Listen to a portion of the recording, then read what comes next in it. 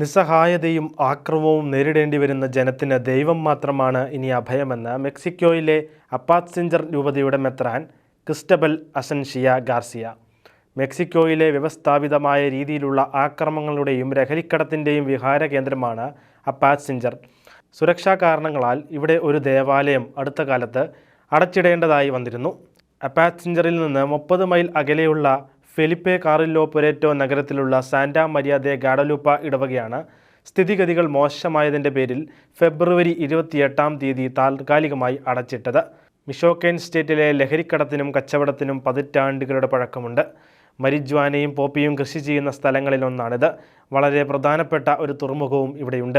2023 മാത്രം 1756 കൊലപാതകങ്ങളാണ് മിഷോക്കയിൽ നടന്നതെന്ന് national public safety system executive സെക്രട്ടേറിയറ്റിൻ്റെ കണക്കുകൾ സൂചിപ്പിക്കുന്നു.